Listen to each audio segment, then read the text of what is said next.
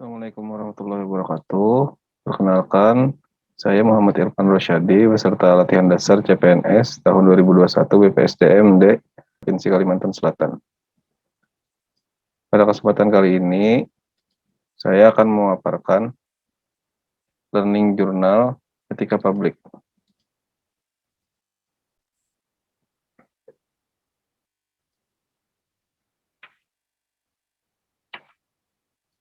A. Pokok pikiran.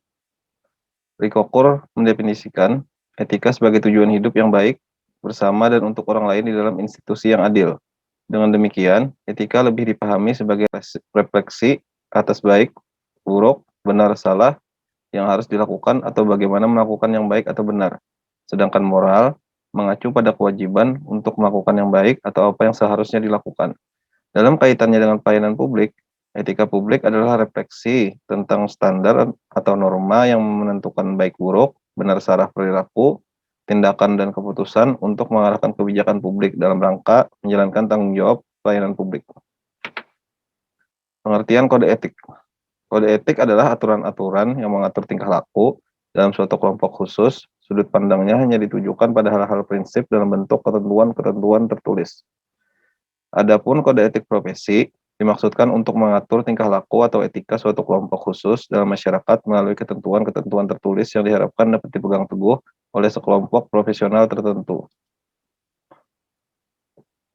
Berdasarkan Undang-Undang ASN, kode etik dan kode perilaku ASN adalah sebagai berikut. Yang pertama, melaksanakan tugasnya dengan jujur, bertanggung jawab, dan berintegritas tinggi. Yang kedua, melaksanakan tugasnya dengan cermat dan disiplin. Yang ketiga, melayani dengan sikap hormat, sopan, dan tanpa tekanan. Selanjutnya, yang keempat, melaksanakan tugasnya sesuai dengan peraturan perundang-undangan yang berlaku.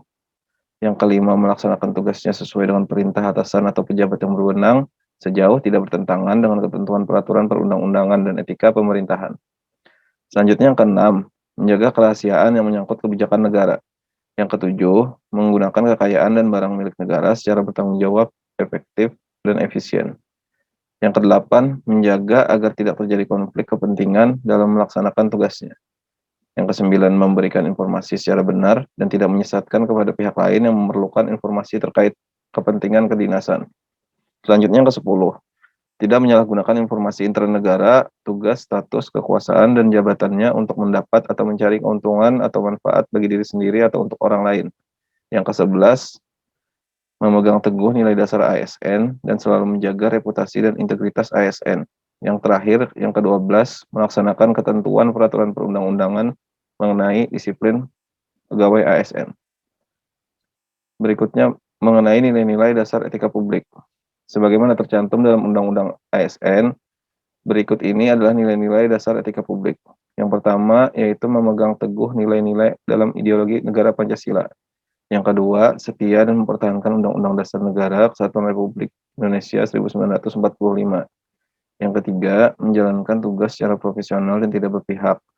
Yang keempat, membuat keputusan berdasarkan prinsip keahlian. Yang kelima, menciptakan lingkungan kerja yang non-diskriminatif. Selanjutnya, yang keenam, memelihara dan menjunjung tinggi standar etika luhur. Yang ketujuh, mempertanggungjawabkan tindakan dan kinerjanya kepada publik. Yang kedelapan, memiliki kemampuan dalam melaksanakan kebijakan dan program pemerintah. Yang kesembilan, memberikan layanan kepada publik secara jujur, tanggap, cepat, tepat, akurat, berdaya guna, berhasil guna, dan santun. Yang ke-10, mengutamakan kepemimpinan berkualitas tinggi. Yang ke-11, menghargai komunikasi, konsultasi, dan kerjasama. Yang ke-12, mengutamakan pencapaian hasil dan mendorong kinerja pegawai. Yang ke-13, mendorong kesetaraan dalam pekerjaan.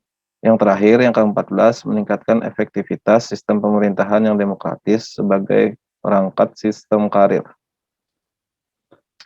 Untuk definisi dan lingkup etika publik ada 3 fokus utama, yaitu yang pertama, pelayanan publik yang berkualitas dan relevan.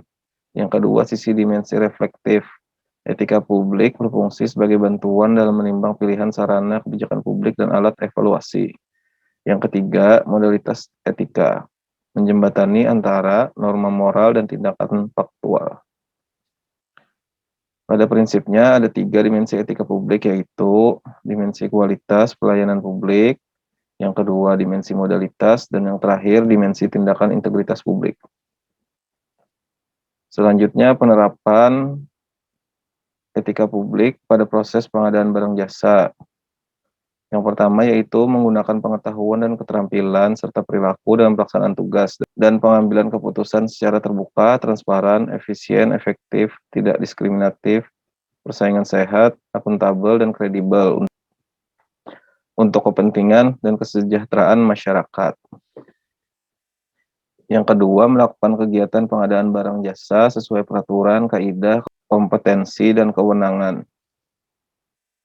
Yang ketiga, memberi pendapat dan mengeluarkan pernyataan publik secara objektif, jujur, akuntabel, dan kredibel. Yang keempat, bekerja untuk pemerintah daerah, pemberi kerja, klien, dan masyarakat secara profesional, patuh, dan taat asas, serta menghindari konflik kepentingan. Yang kelima, menegakkan kehormatan, integritas, dan martabat, serta tidak kompromi terhadap korupsi, kolusi, dan nepotisme. Demikian pemaparan Learning Jurnal Etika Publik dari saya. Sekian dan terima kasih.